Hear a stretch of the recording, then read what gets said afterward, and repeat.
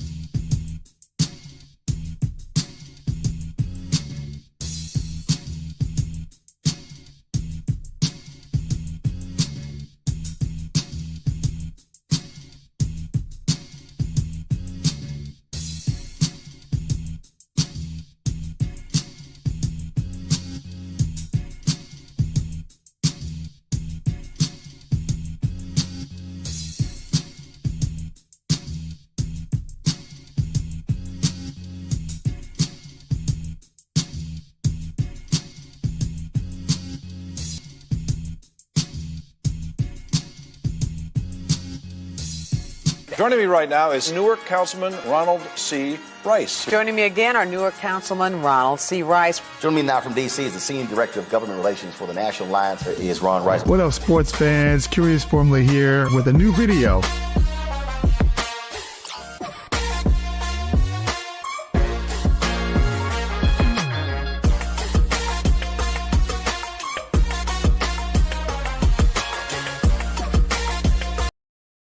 All right, salutations and welcome to Curious Formula Live. I am your host, your guide, your brother, Curious Formula. Thank you guys for rocking with your boy.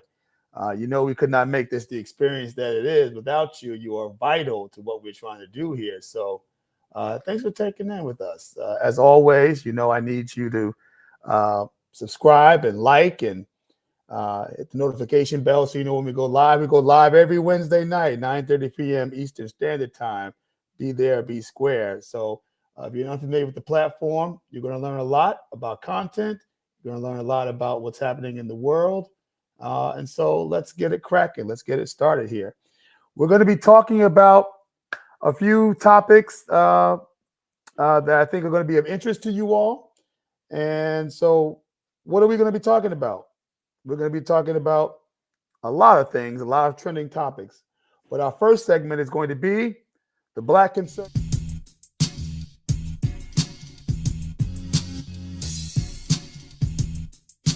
In terms of Black men and in terms of the Black conservative movement within our communities, is there a Black conservative shift happening underneath our feet that the liberals don't know about, that the progressives don't know about, that media is not talking about?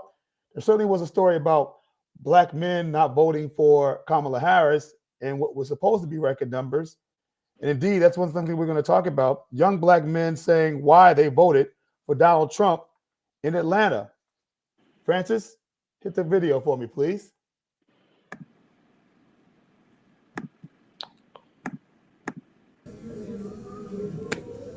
It's like Kamala ain't like take no stance on us. Like she wasn't clear. Like she didn't like. She wasn't standing on nothing. Trump was at least standing on stuff. Like he had clear. He told you what he was gonna do, what he wanted. She was like flip flop. Like she wasn't standing. She wasn't standing on nothing. Like society getting soft. Like everything's so soft, sensitive, filtered, and all that. And then you got Trump. He gonna say what he want, like regardless. He don't really got no filter. He gonna say what he wants. As far as the right, there are a lot of young men who see themselves in the examples that they're seeing on the right. They see principled people, whether they come from the same religious or social background as they do. They see people who are about their family. On the left, you see this notion that a family can look like anything other than a man and a woman. And there are a lot of young men who don't believe in that. They don't agree with that. And other communities that decided to side with the Republican Party. And I don't know everything, but one of my theories is because we're not meeting the needs of average, everyday working citizens. People are telling you groceries are too high. People are telling you that rent prices are out of control. It will, tend to hedge toward conservatism because those clips speak to them better. The Joe Rogans of the world, all those kind of conservative clips that they listen to or podcasts that they listen to speak to them.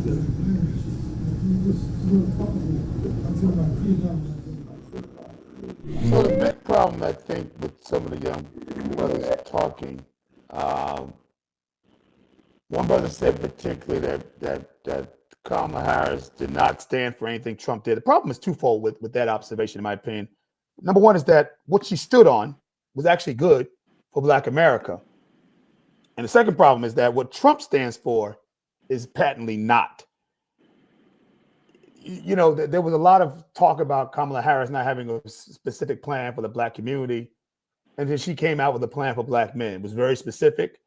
It addressed the needs as was addressed to her by Black men in focus groups and on the street and her own experience. But it seems that Donald Trump gets off on not having to have anything specific, but just appearing strong, just appearing sort of the way he needs to appear, the way a leader is supposed to be. He shoots from the hip. He says what he feels. He has no filter. And seemingly in our world today, particularly among Black men influenced by social media, where you have characters and actors and hip hop stars and reality creative stars who all have their 50 minutes of fame, it's all sort of about how they appear to you, and we don't question what's behind it. So if people have social media platforms show that they're having a great lifestyle and they're traveling around the world and they are going here and they're doing sort of the this is me in my world travel. My life is so wonderful. I'm at parties. I'm here. I'm there. But you're living in your mother's basement, right?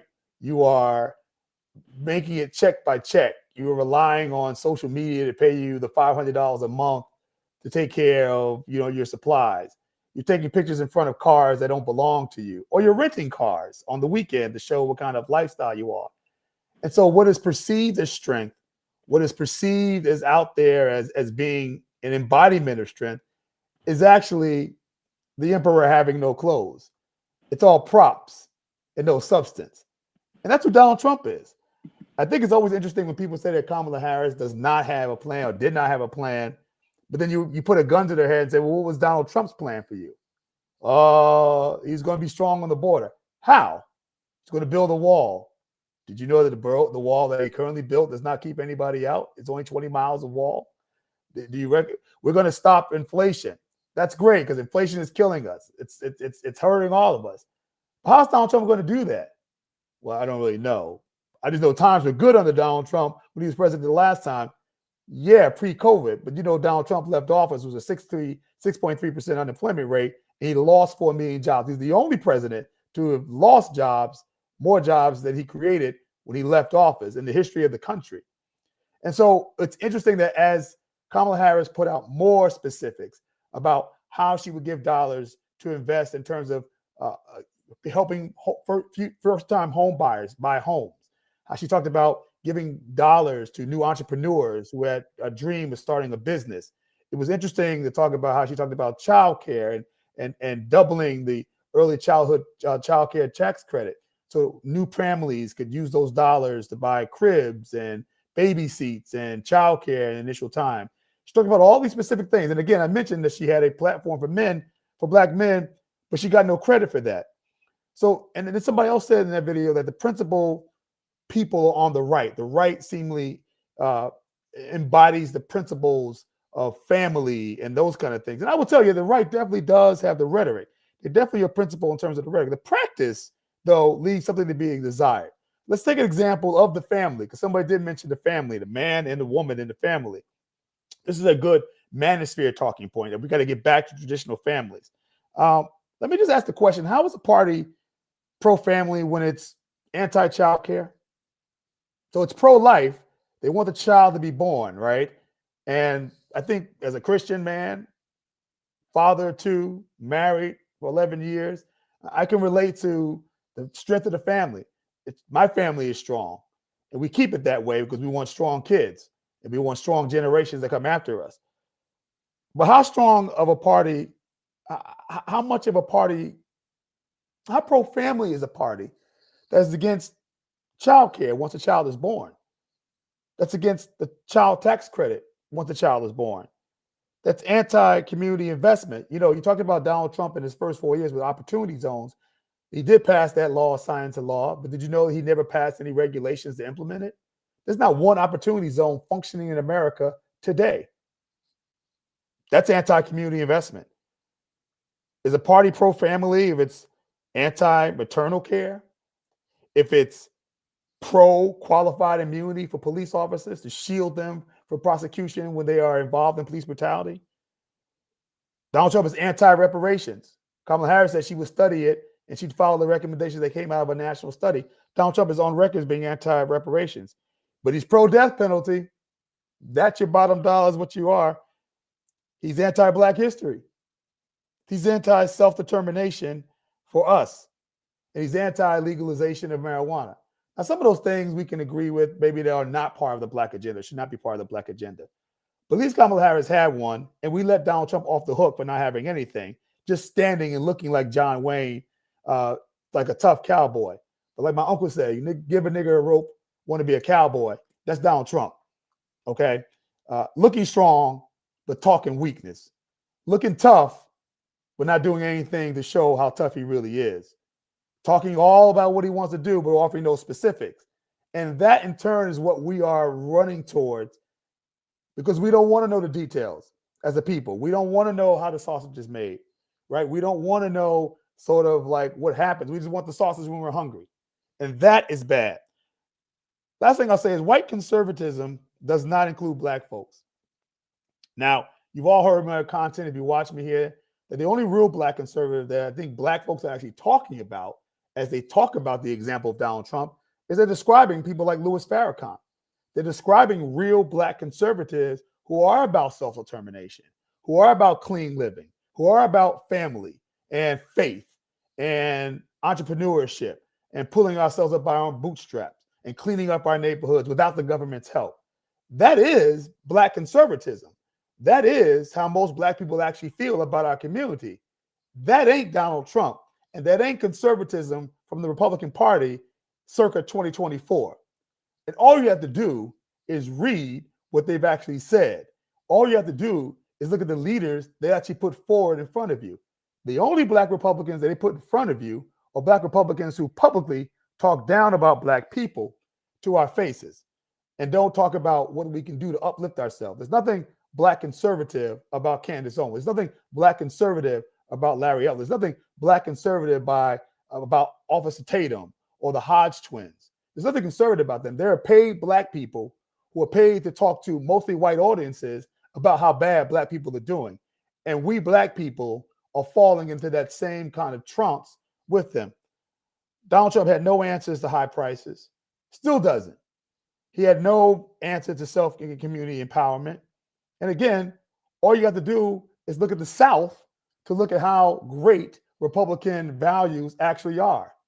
You know, when people say Black people should get off the Democratic plantation, what are we getting for being on the Democratic plantation? And you know what I say all the time? I flip it on you, right? What are Southern, rural, conservative white people getting from the Republican Party who has been dominating over them, not in cities, but dominating over them in states for decades? The Arkansas of the world, the South Carolinas of the world, the Mississippis and Alabamas of the world. Yeah, states that you wouldn't find yourself dead in if you can avoid it. And why are those states terrible under Republican rule? Well, they're typically the states that receive the most federal government money. Yes, for welfare. More money goes to those poor states than ever goes into Chicago or LA or Newark or any major city. Those states are rural and poor. The poverty rate is higher. They have more drug issues with the opioid crisis that is exploding. Less health care, terrible infrastructure, poor education. They're usually ranked in the bottom half of all public schools in the 50 states. Again, they need the most federal dollars to help rescue them. They have the least access to health care. They have the least access to running and clean water, much less jobs and job creations and job education. But this is the model and the party and the philosophy that Black folks would tell you they need to support. Folks, Black young people who voted for Donald Trump in the ATL and in the South, you need to just look around to all the areas in Georgia that are outside the ATL because they're not thriving and they've been under Republican rule for decades and pushing to have that same kind of rule over black folks, or think that we can get more out of it than those Southern whites who've been voting for them and voting with them in droves for decades, ain't the way out. All right. Let's talk about Latino voters. Yes, we have Latino voters who are moving towards Donald Trump, and we're going to talk about exactly why that is. Can you roll a clip for me for that one, Francis? Immigration is the number one issue for Latino voters, especially. One of the more surprising revelations in the 2024 election was the shift in support of Latino voters towards Donald Trump. I just saw a poll that we're actually leading with Hispanics. That's never happened before.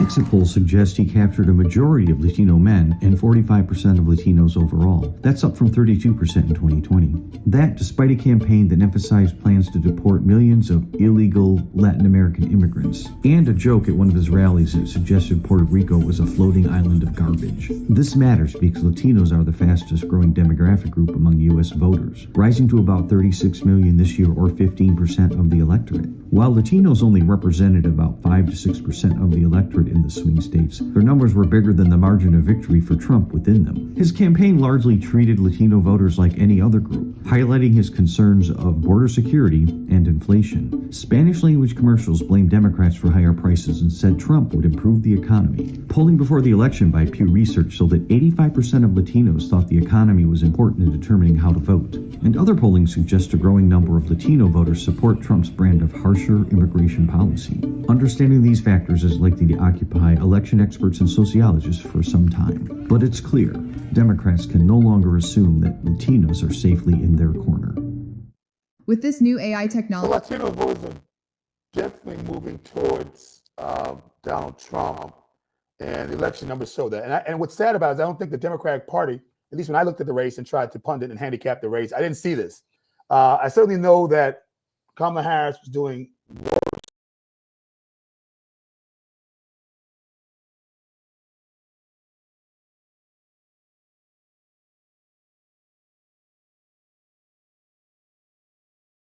The completely crazy Madison Square Garden debacle that was, where the anti-Latino tropes and messages came out from there, and the backlash the Latino community gave to the Trump campaign and to his outreach thereafter, particularly in the last week when voters were deciding late. And the late deciders, by all accounts, were breaking towards Kamala Harris. What's interesting is that it just wasn't enough, right?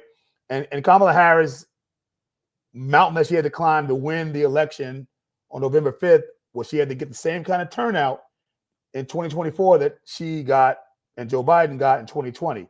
It was a mountain that she had to climb. All indications were that she would make that climb, and she didn't do it. And one of the reasons why she wasn't able to do it was because she lost support with Latino voters. But why? Right? Why did Latinos decide to abandon the Democratic Party, Kamala Harris specifically? Well, I would tell you that a lot of this is cultural. A lot of this is historic, and a lot of this has been a wave that has been quietly happening and moving. But let's talk about some of the historical reasons for it. And I don't want to be in your face about it, but Latinos historically consider themselves closer to white folks than people of color. And you don't have to ask me this. Talk to dark-skinned Latinos about their affinity for all things white. Now, this is not crazy. This is how sort of white culture, European culture, civilization has been idolized and put on a pedestal worldwide, right?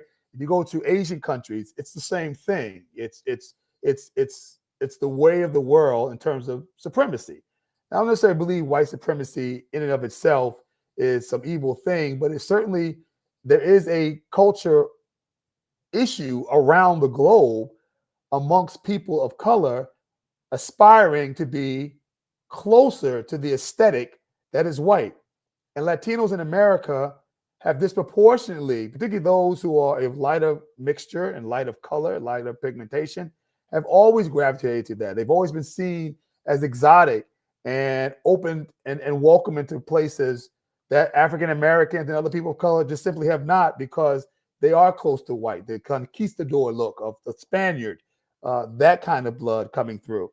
But also Latinos wanted to come here as a people, as opposed to Black folks who were kidnapped and brought here.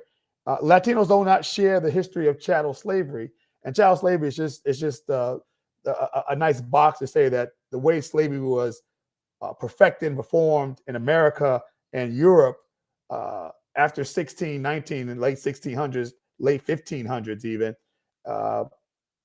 whereby slavery had previously been historically, I have a child and you are my slave for a certain amount of years. And then after you pay your penance or in war, what have you, you're free. No, chattel slavery is you are my slave and your progeny will be my slave into perpetuity, into history, right?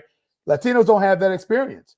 In fact, the Latino community, if you talk about Spaniards, actually engaged in the slave trade, right? So they were part of the European division of Africa. They were part of the slave trade, made money as it stands. And so as Spaniards went around the rest of the world and created other Latino grounds places like in South America and Central America and other places, that culture, that affinity, that practice of differentiating yourself from people of color and drawing yourself closer and seeing yourself as more in the realm of whites has always been a thing. Cubans had the red carpet rolled out for them after Castro took over Cuba.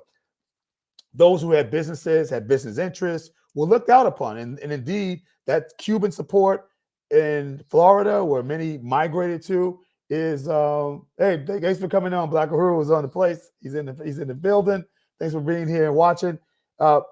Cubans took on the whiteness in Miami and in South Florida. My good buddy and friend brother Black Uhuru grew up there. He can tell you that the Cubans that were very fair complexioned, they were able to start businesses, got essentially reparations from the U.S. government to reimburse them for the property they lost in Cuba, and they were able to start businesses here in America. They got the signature of whiteness added onto them, and they are conservative Republicans to this day. And that's as much cultural as it is political. And this is why Trump's rhetoric about Latinos, though disturbing as it was, really didn't miff Latinos. They were actually supportive of those things.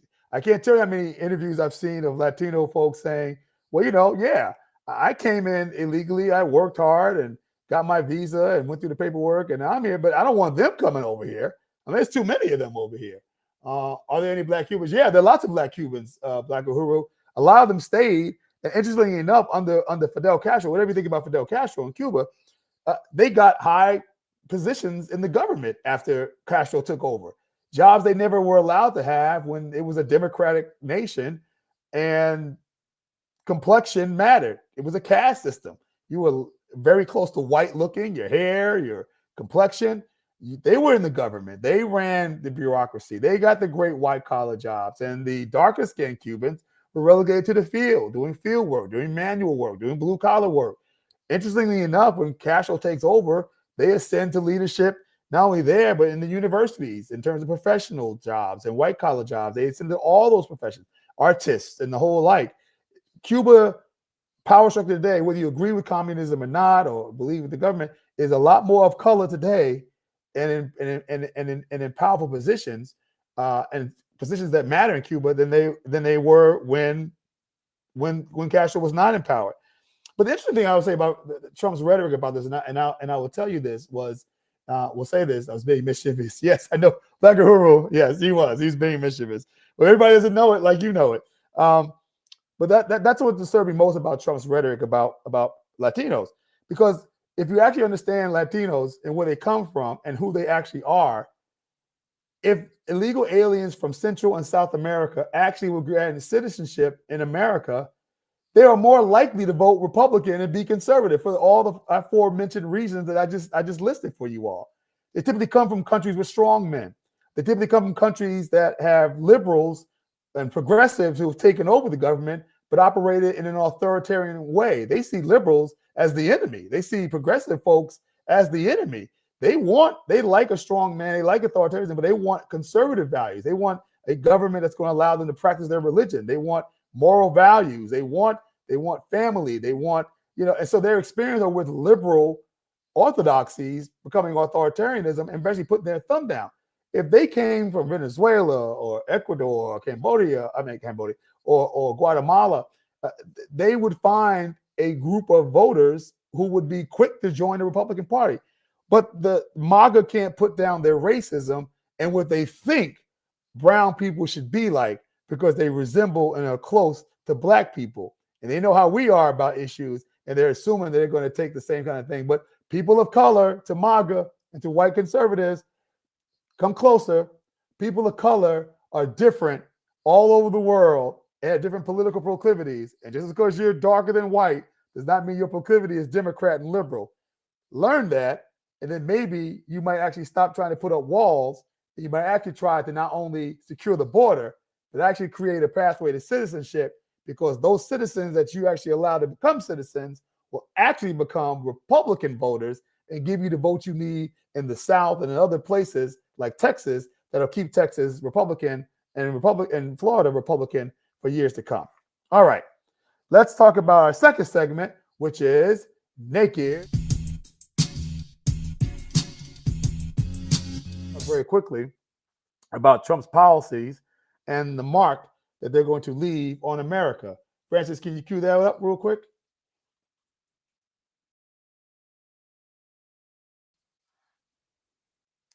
What would a Trump second term look like?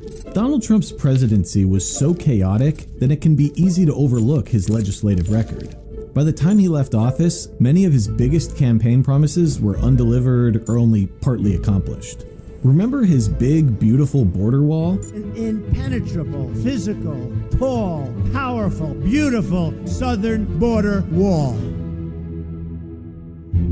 Only 52 miles of new wall were actually built. But if he wins this time around, it will be different. A better organized team is dedicated to ensuring that Trump 2 actually gets things done. These are the policies that are likely to define a second Trump term. Trump has made immigration a centerpiece of his 2024 campaign. He's linked it to violent crime in U.S. cities and deployed increasingly dark rhetoric against immigrants. Within moments of my inauguration, we will begin the largest domestic deportation operation in America. Old policies like the ban on travel from some Muslim-majority countries and building the border wall, they would be scaled up. And there are plans to pursue even more extreme policies, like severely limiting birthright citizenship for the children of migrants. But we should be wary of taking Trump at his word on that. He made similar promises in 2016, but failed to deport more people than Barack Obama. That's because an immigration crackdown like this would have severe consequences for the American economy, impeding growth in the labor force and stoking inflation. Trump's main legislative achievement was a shakeup of the U.S. tax code in 2017, which slashed the rates of corporate and individual income taxes. These massive tax cuts will be rocket fuel for the American economy. Trump wants to make those cuts permanent, and he has hinted he may go even further. But leaving them in place would add about $3 trillion to the debt over the next decade. Team Trump argues the costs would largely be offset by economic growth. That's debatable.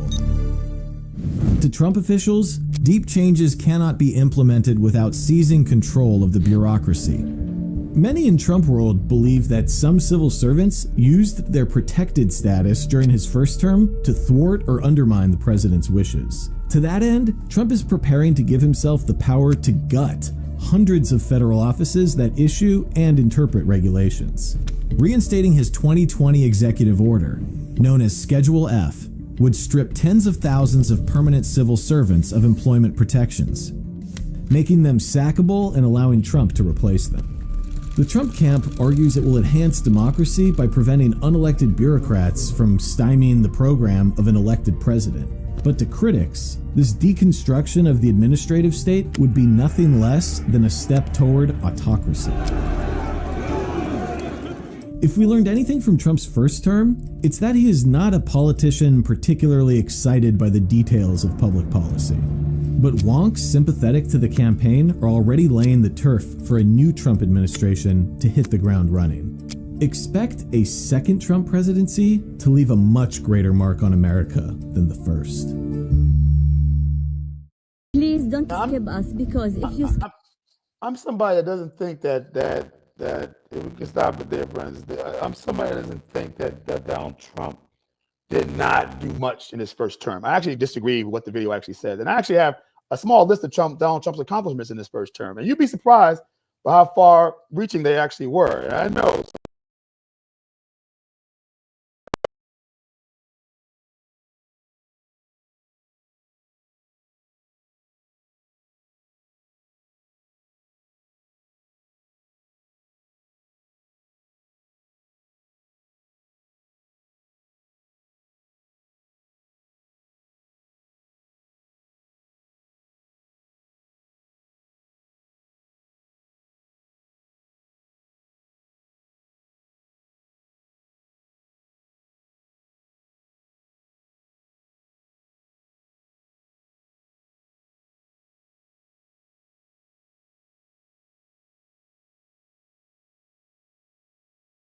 Like my audio still there?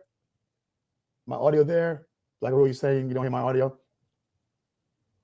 Put a 1 in the chat, folks, when you can hear me. Put a 1 in the chat when you can hear me. Put a 1 in the chat when you can hear me. Folks who are there, put a 1 in the chat when you can hear me. All right. All right. It's good now. All right. So I was saying, if you missed it, I'll repeat it. That I don't agree with the video. Thank you, everybody. I don't agree with the video when it says Donald Trump had a scant record in his first 4 years. I happen to believe and happen to know and actually have the facts here that Donald Trump had a big record. May not be everything that you like, may be everything that you support. And the reason why I'm saying this is that I'm going to read Donald Trump's accomplishments in his first term and talk about what I think his policies, marked as I think his policies will leave in the second term. But the point I'm trying to make is that you might be saying, well, Curious Formula, you're a progressive Democrat. You are a pragmatic progressive. Curious Formula, how is that possible? How can you be that and support Donald Trump? We deal on this platform with facts, with data. We deal on this platform with statistics and with history. And we are no respecter of person when it comes to that. If you did things that we know are good for America, that are empowering to America, we're going to say that those are good things. And we don't care if it's a Democrat platform or accomplishment or a Republican one. And Donald Trump had achievements. Now, what's some of Donald Trump's achievements from his first term? Tax cuts and the Jobs Act, right? The most significant overhaul of the U.S. tax code in decades. The corporate tax rate was lowered from 35 to 21. But the tax cuts happened for all of us, right? Now, our tax cuts expired and the corporate tax rate did not, but he did pass tax cuts for everybody. He appointed 3 members to the Supreme Court of the United States of America, and they overturned Roe versus Wade. That was a promise he made. That was a promise he fulfilled. Opportunity zones. We talked about that a little earlier. He passed opportunity zones, which was a update of the Jack Kemp Enterprise Zone Plan, which does what? Which actually lowers prices, gives people tax credits when they reinvest and invest their businesses in urban communities and at-risk communities to get their economic juices underneath them. Started by Jack Kemp. Opportunity zones are the newest manifestation of that, sponsored by Senator Tim Scott, Republican, Senator Cory Booker, Democrat in the Senate, and Donald Trump signs it. He increased HBCU funding. The stock market reached record highs. He passed the First Step Act, which sought to reverse a lot of the 1994 criminal justice reform crime bill, which required mandatory sentencing, didn't give the federal sentencing guidelines much leeway, and people just went to jail for small crimes. First Step Back was the first attempt at the federal government to try to reverse a lot of that. Pre-COVID, he had the lowest unemployment in decades, especially for African Americans, Latinos, and women. He brokered the Middle East peace agreement between Israel and Arab nations. He started the border wall. He reduced illegal immigration with his Remain in Mexico program. He rolled back regulations. He repealed the ACA, Obamacare individual mandate. Everyone hated that. And he increased defense spending. He expanded healthcare options for veterans. And he drastically increased energy production. That's what Donald Trump did. But now, what is he likely to do in a second term?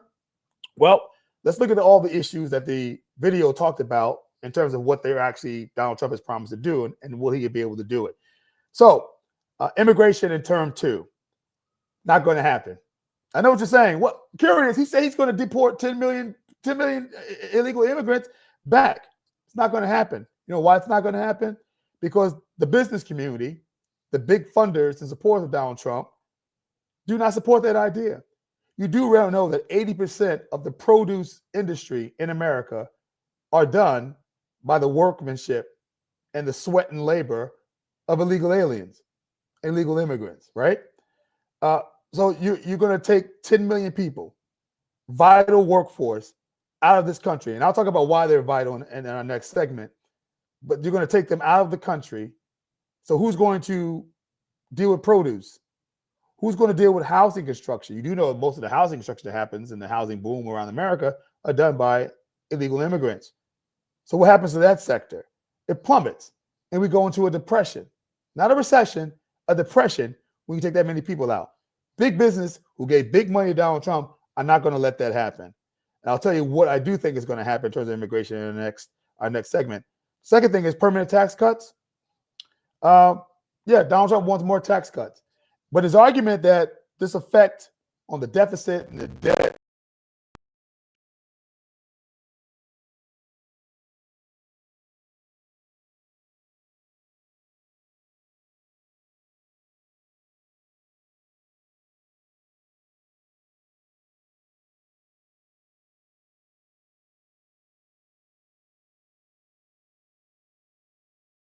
unleash the economic growth and power of America. The problem is that no economist in the world actually agrees with him on that particular piece there. Did the opportunity zones help Black entrepreneurs? No, Steppa, they didn't help Black entrepreneurs because they do not exist. I think my audio is down again, Francis. Fix the audio. My audio there. Can you guys hear me now? Put a 1 in the chat if you can hear me. Put a 1 in the chat if you can hear me. Okay. So, Steppa, did the opportunity zones help Black entrepreneurs? The answer is no, because that was the intent, but there are no opportunity zones. That's what I'm trying to tell you. The Trump administration never promulgated the regulations in order to get the opportunity zones to actually work. When the Congress passes legislation, the president signs it, and then the administration has to promulgate regulations to implement them. The Trump administration signed the bill into law, did like this, did the photo op, and never promulgated regulations. You can't name an opportunity zone anywhere in America that actually functions. And that's why it didn't benefit Black community. Black Uhuru, yes, he did increase HBCU funding. Joe Biden increased it exponentially more than he did, but no, the president, Donald Trump, did increase HBCU funding, and that's not debatable. But in terms of the permanent tax cuts, so he's saying that the economic growth to counteract the tax cuts that might damage the economy will be unexpected growth through tariffs. There's not an economist in the world that believes tariffs do that. In fact, tariffs don't do that. There's a meme going around now about, I don't know if you guys remember Ferris Bueller's Day Off, and the teacher was talking about the Smoot-Hawley tax tariff that happened, and he says they imposed a tariff. Anyone? Did it work? No, it did not, and the country sank deeper into a depression. Like, we learned that in Ferris Bueller's Day Off, and it still holds true. Tariffs are not paid for by the country we put them on.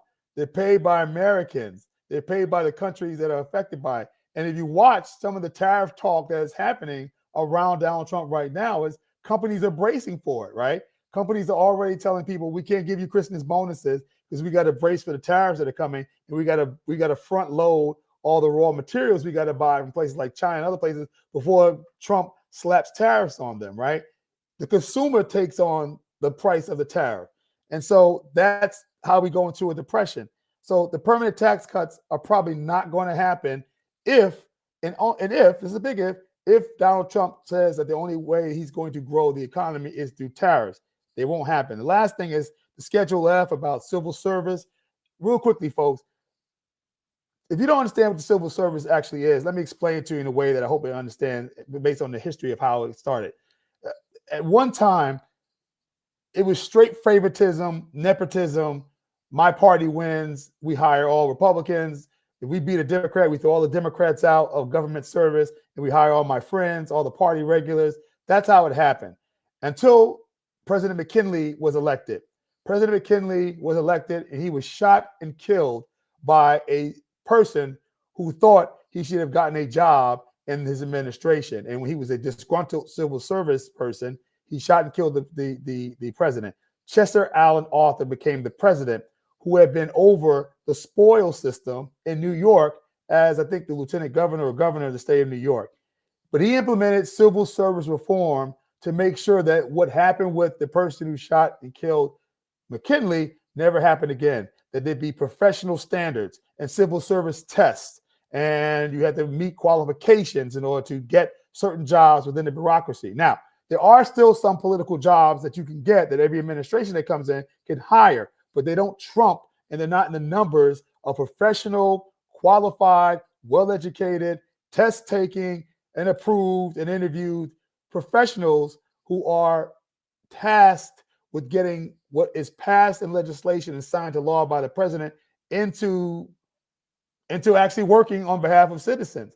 They do that so that those folks in the bureaucracy, they call it the fourth estate, can actually implement policy and not be wedded or influenced by politics. And so they're the professional wing. They're the ones who stay past different administrations. They don't really care if you're a Democrat or Republican. They're on how to implement what's been passed. And what Donald Trump wants to do is do away with that and make that a completely political force. But I already told you what the history of that was. Nobody's going back to that. And even if they wanted to, it's going to be challenged in court. You know how long a court trial gets challenged, a federal constitutional issue? You know how long it's going to stay in court? It's going to stay in court way past Donald Trump's last term in office. Don't forget, Donald Trump can't run again. He's an immediate lame duck as soon as he puts his hand on the Bible. It will never fly because he will try it. It will get challenged in court, and it will stay in court and be decided long after Donald Trump has left office. Don't expect a lot of things to happen with Donald Trump in terms of his policies getting passed, because he was not very specific on what he wanted to get passed. And the things that he wants to get passed are going to meet court and litigation and lawsuit after lawsuit after lawsuit. That's going to keep that stuff knotted in courts way past his ability to serve in office. He's only going to be in office for 4 years. He's only going to have a year and a half until the midterm elections to implement his policies. It'll be caught up in court. All right. We started mentioning a little bit about immigration. And so we're going to talk about who was going to be safe under the new immigration policy. You're saying, curious formula, that Donald Trump is not going to get rid of 10 million people. Well, why is he not going to do that? And why does that? Who's going to be safe from it? Francis, can you pull up the article so we can take a look at that? If you look at this article that talks about these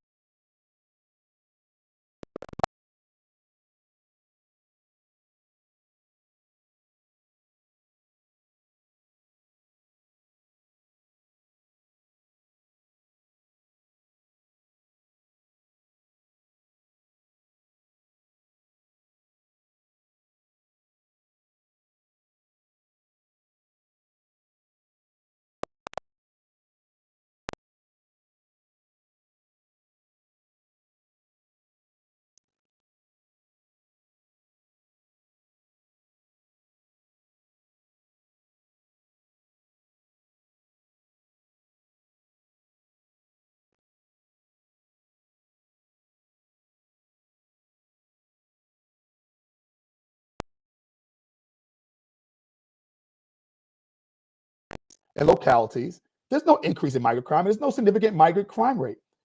And the reason for that is because most folks that are here legally are fleeing cartels. They're fleeing crime-ridden areas.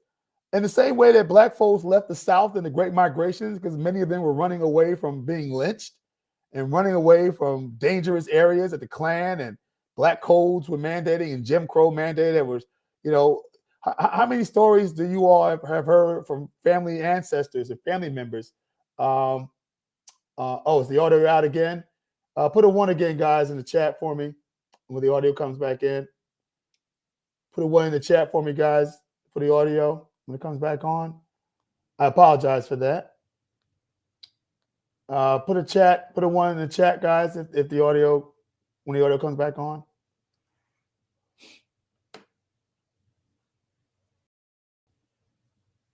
Put a one in the chat. Oh, there's the one. Okay.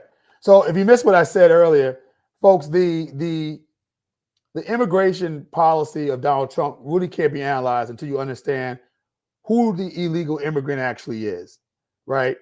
And understand some basic facts about immigrants that are here illegally in America right now. The first thing is there is no migrant crime. There's no migrant crime upsurge. There's no migrant crime wave happening. They're not eating cats and dogs. They're not taking over housing authorities and housing buildings in Aurora, Colorado. That has been disputed and rejected by local elected officials, by police stats. But you don't take my word for it. Chat GBT it. If you don't believe me, go to crime statistics from the FBI. There is no migrant crime wave, and the reason why there's no migrant crime wave is because most migrants, people that are here illegally, are fleeing crime-ridden areas. They're fleeing areas of that the cartels own around the world. They're fleeing areas that are high crime. In the same way that we all have a family member who was virtually on the verge of being lynched, snuck onto a train late that night and moved up from Mississippi or South Carolina to New York and Boston and Newark and other places to escape lynchings, to escape the Black Codes, to escape Jim Crow and the oppressive nature, particularly on Black men, that system promulgated. The Great Migration was people fleeing violent areas. These migrants are no different. They're fleeing high crime areas, and they're not committing crimes once they get here. 99% are law-abiding. You heard me. 99% are law-abiding. Don't take my word for it. Look at FBI statistics. And what do those 99 folks who happen to be law-abiding, what are their characteristics? And how do I know this? Because I was a city councilman in Newark, New Jersey, and a lot of these folks were my constituents. And so I read the police reports about who was committing crime in my ward. And I read the police reports about who were the victims of crime in my ward. And I could look around and see who was in my parks and who was doing the work. So 99% of these folks are law-abiding, and I know who they are because I know migrants that are here illegally. And you know what they do? They're building our houses. Yeah, they're building our homes. They're watching your children. Yeah, they're cleaning your houses. They're volunteering and fighting and putting their lives on the line in your military, in our military. And most sadly, the saddest part is that they're also the victims of crime. You know why? Because they typically do jobs where they're paid in cash. And they live in crime-ridden neighborhoods, not that they create, neighborhoods that are full of crime that Black folks are doing against other Black folk, that white folks are doing against other white folks. They are victims of crime because the people who are the bad elements that are Black, that are white, that have other persuasions, even legally born Latinos that are here, they are abused and their money is taken from them. Other things happen. Their women are SA'd because they can't go to the police. Because if they go to the police means that they will know who they are and they might get deported. They live quiet lives. They have parties in the parks for their kids. They start businesses. They live 8, 9, 10 deep in an apartment, saving their money. Oh, and they pay taxes. Yes, into Medicare and Medicaid and Social Security. And they don't get to use them because they're not here legally. And yes, they pay the unemployment benefits. And yes, they pay sales taxes.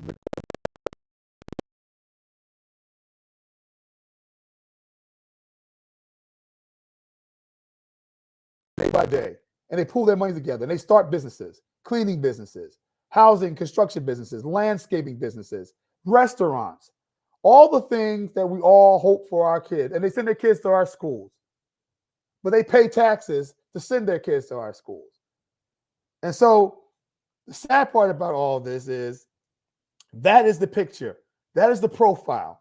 That is the reality of illegal migrants that are here illegally. So the state of play that Donald Trump is going to do is Donald Trump is going to have a big play. He's going to probably, I would say, deport about 100,000 people. They will be criminals. And I think we all can agree that they should leave if they're criminals, right? But most are not violent. But he's going to take photo ops. He's going to do claims of victory, right? Nice pictures of MS-13 gang members being taken out of the country. And the supporters don't really care about the number, right? At the end of the day, they care about just the pictures and the optics of it, that we're getting rid of these people. And, he'll point to crime rates going down, and he'll say he'll make a correlation to that. When we all know, what you can check as well through Google ChatGPT, that crime has been going down every year that Joe Biden has been in office, and crime is at the lowest it's been in about 40 years in America right now. And so if it continues to go down as he deports these 100,000, he will make the correlation, as will MAGA, as will certain Republicans, that's the reason why crime is continuing to go down. This is all a facade. His immigration plan is a facade. It's not going to make us safer because we're not in danger now. But it plays on the racist notion, the racist tropes that Americans have, not only about black people, but about brown people. And the saddest part about all this, ultimately, is that Latinos believe it at almost a higher rate than the other population about their own kind, when the data and the stats don't support that. We move on. Please put your questions in as well, folks. We also want to make sure we look at your questions as well, if you have any, as I see them. So our next segment is Think.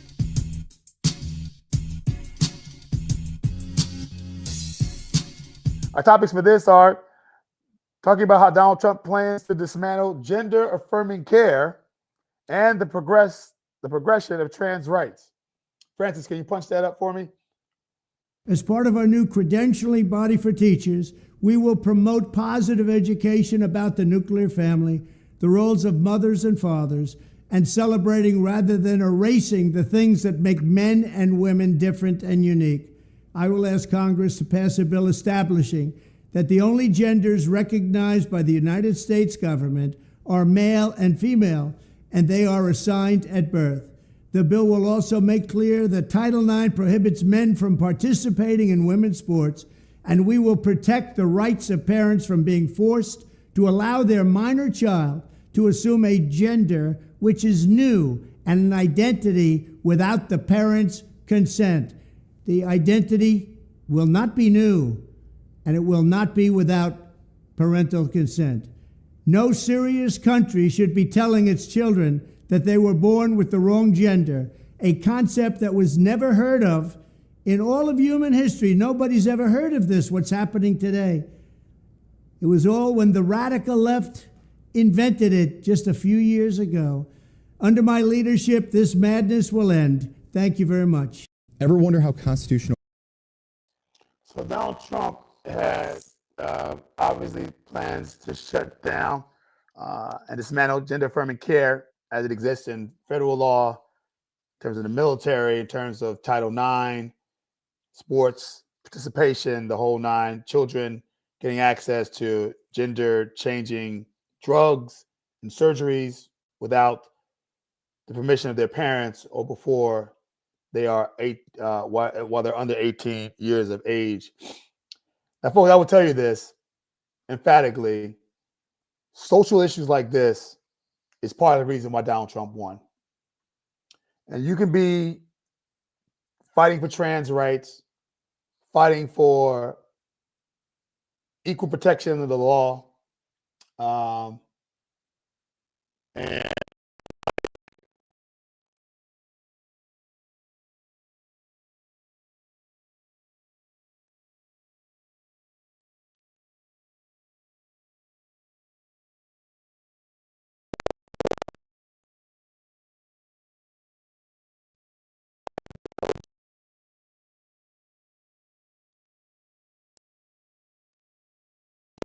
that is going to have to be talked about more in depth in terms of the Democrats' commitment to this, progressives' commitment to this, and the science around it.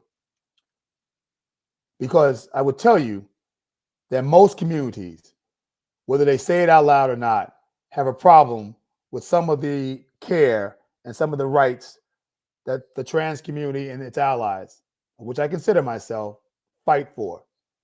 Let's talk about sports participation. The science is just not there to say that someone who switches their gender, and particularly I mean a male becoming a woman, transitioning to become a trans woman, does not have a physiological advantage over girls, women in sports. I know someone will say on the other side, the progressive side, well, it's not even 1% of participation. It's not even, it's a negligible amount. Why be prejudicial? Why be discriminatory against, one out of every 10,000 kids or what have you, or, why? Because girls can get hurt. Because I've seen instances and I've seen discussions and I've seen content when women have talked about getting a concussion from a volleyball hit by a trans woman in a high school game or in a college game. We all know about the swimming episode, right, with Leah Thomas. We all know about the use of scholarships, and that for every trans woman that may get a scholarship, a cisgendered woman may not be able to get the same kind of scholarship. Is that one or two? Is that negligible? Potentially. But it makes a lot of people uncomfortable. Now, we could talk about the need for more education. I agree. Because I don't understand everything about it. But it is a election loser right now for Democrats.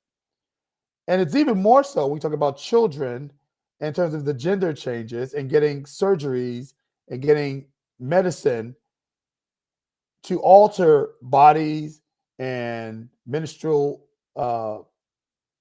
cycles and hormone shots and altering and stopping someone from being able to have a child, because in a lot of ways, a child can't make that decision for themselves, and institutions outside of the household, in my estimation, in my opinion, don't have the right to make that decision for a child without the parent being there. Now, it takes being a parent to actually understand this argument and understand that there are oppressive parents out there. I understand that.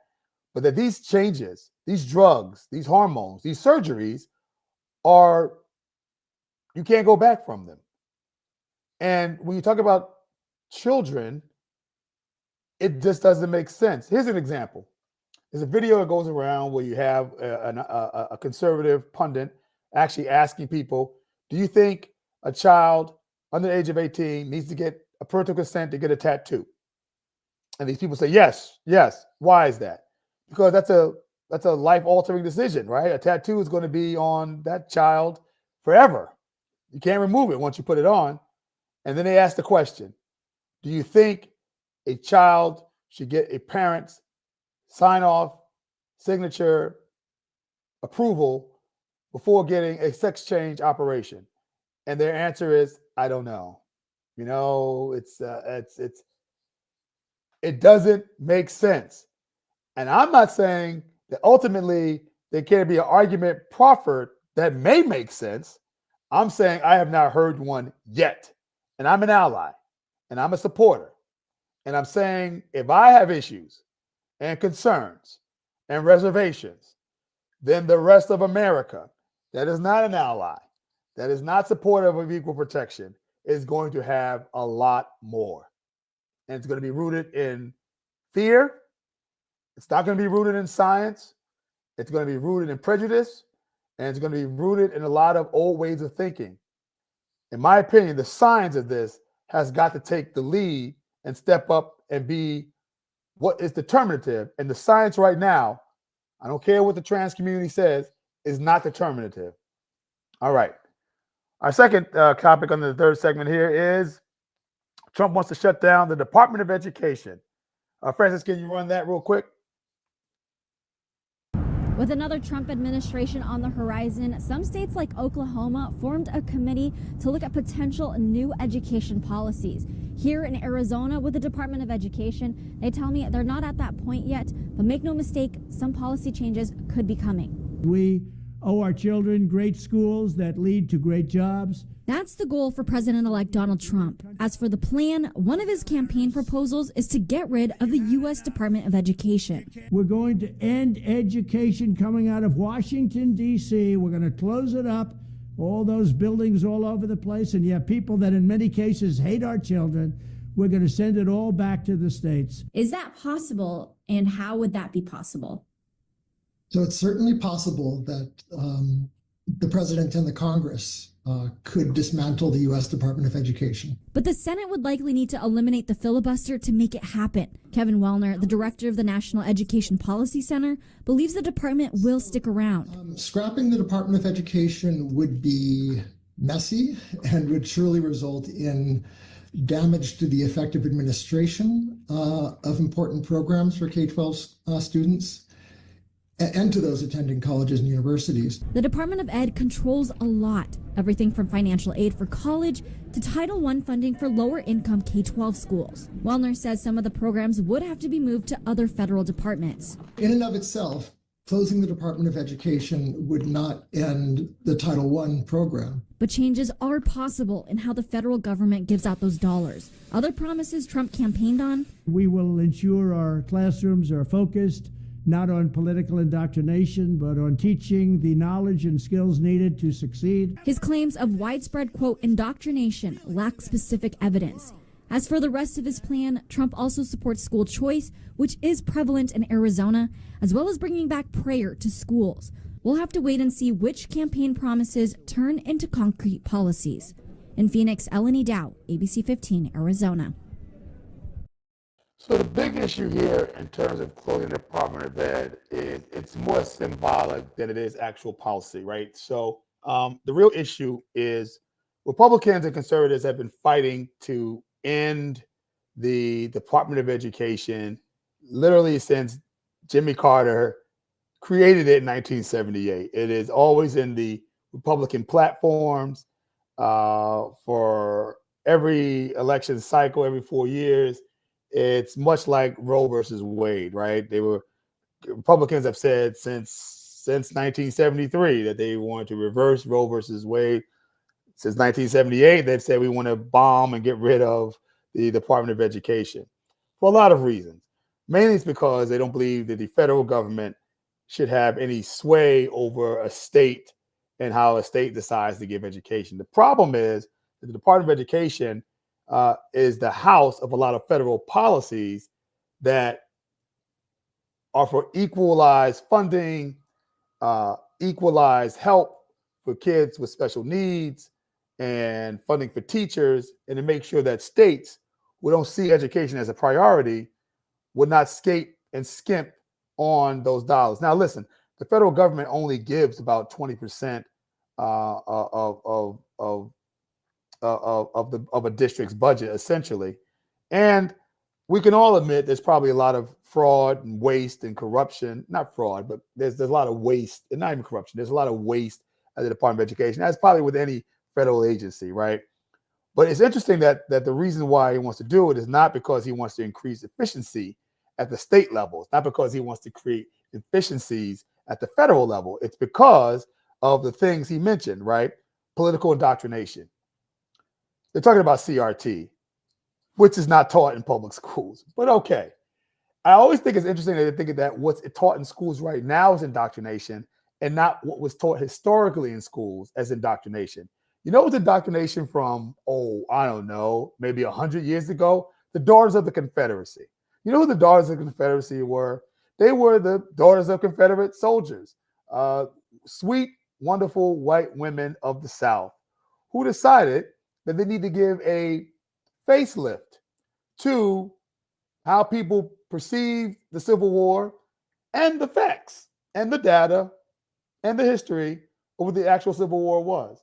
They're the reason why you see people in the South, conservatives, racists, alt-right folks, people who kind of support Nazi ideology and the like, who support going back to make America great again, which they saw was great. There's this tendency to say that, the Civil War wasn't fought because of slavery. It was fought because of states' rights. It was fought because of of the agricultural nature of the South was losing out to the industrial nature of the North. That's a real thing, and that they were patriots fighting on the Confederacy, fighting for their way of life. The idea that slaves, you heard DeSantis say, and some other people say, were being taught skills. They were taught skills. They were basically happy being slaves. They were fed and taken care of and learned skills and the like. And there was a social order that was best for both sides. And yes, there was love and religion and sense of duty and family and all the things that you see. It's the Confederacy, the doors of the Confederacy, that built all these new monuments and the like for all this going back to stuff. So getting rid of the Department of Education is not getting rid of public indoctrination. School choice can be done through the Department of Education. I'm a big supporter of school choice. You don't need to get rid of the Department of Education to do that. It's already in there. And prayers in schools is, again, not the purview of the Department of Education. Last thing we're going to talk about really quickly is Trump announces more cabinet picks. And can you run that, Francis, really quickly?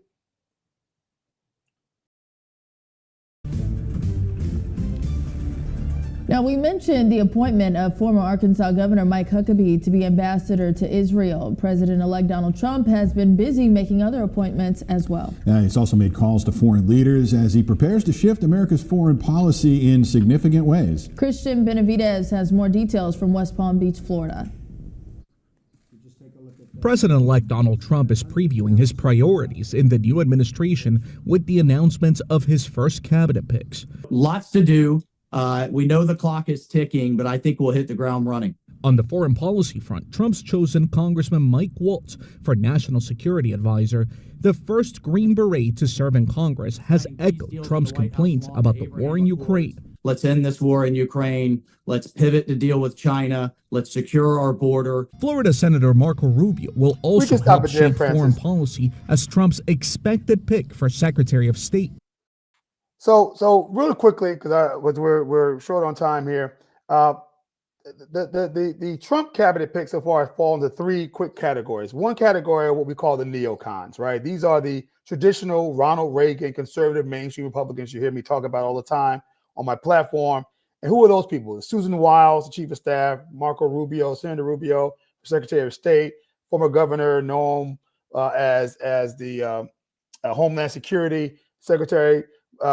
Former Governor Mike Huckabee from Arkansas being the ambassador to Israel, Congresswoman Stefanik as the ambassador to the UN, former Congressman Lee Zeldin for the EPA administrator, Mike Waltz for National Security Advisor, John Ratcliffe, CIA director. Those are neocons. Those are actually straightforward, from the party, very conservative, but with lots of government experience and actually are qualified to do this job, right?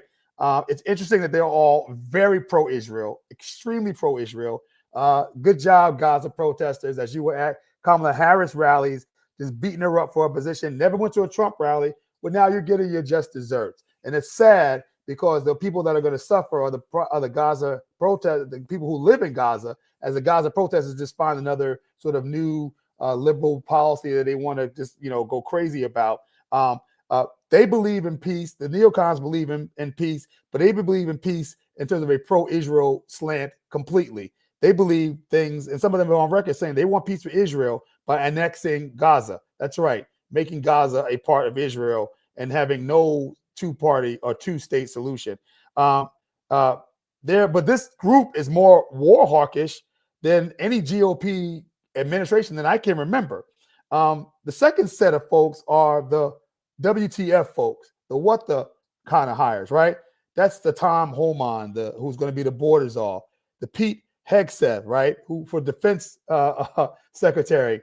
You know, our current defense secretary is a 4-star general, and Pete is the weekend, not even the weekend correspondent for Fox Entertainment. Yeah.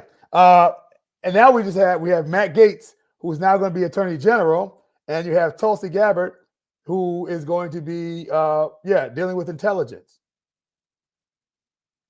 Exactly. What the F? Then you have the next group, which I think are the out of box, the new ideas group, right? The Vivek Ramaswamys, the Elon Musks, who want to have the Department of of looking at efficiencies and inefficiencies in government, who want to save $2 trillion in spending. That would be RFK Jr., who wants to talk about going to the FDA and talk about the unholy marriage of big pharma and big food and our kids and what they're eating and the colors and the dyes and those things that are bad for their nutrition and the like. All out of the box thinking, all new ways of thinking. You may not agree with them, but that's what it is. It's interesting because the cabinet picks that fall into those three boxes, the neocons, the what the F, and the new ideas, is actually how the new Republican Party is now set up. You have the neocons. We talked about them during the campaign. The Ronald Reagan conservative mainstream Republicans that were here. We have the F, what the F, that's MAGA, right? That is the crazy folks who support MAGA things, right? Who are just out there. And then it's the people who are supporting Trump because they think he could be a conduit, a way to a new way of thinking about government that you can't get done right now between right and left, the way the current parties are situated. These hires are going to be interesting to see who gets more of them from which one of the three boxes. But the only thing I say is, the question I have is, can they all work together?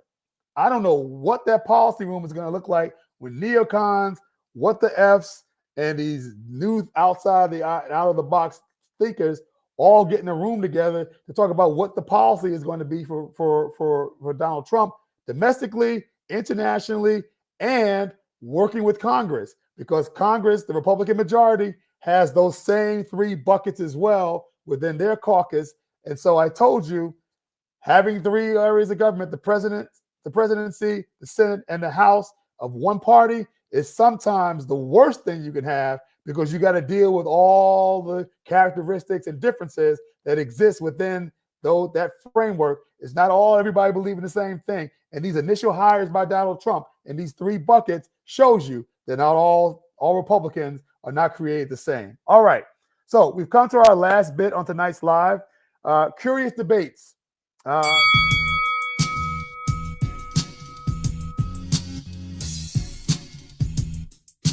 To debate me, yours truly, Curious Formula, on anything I've said tonight, or my stances on any specific relevant issue. So here's my stance. You ready for it? My stance is, I need a drum roll. Wait a minute. I got to get a drum roll. Here. I got to get a drum roll. Right?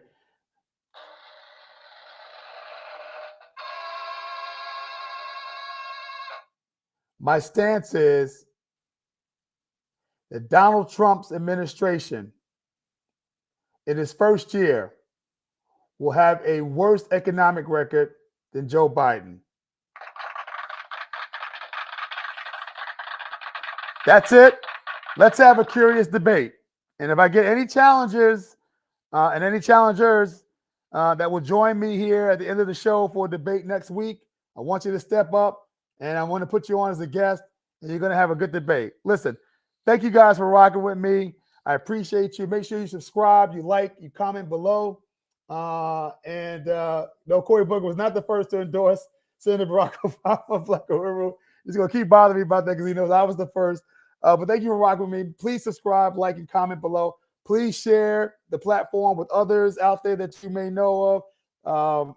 We want them here. We want them arriving with us. We want them with us. Hit the notification bell so you know when we go live. We go live every Wednesday night, 9:30 p.m. Eastern Standard Time. Be there, be square. Stay curious. And remember, think it ain't illegal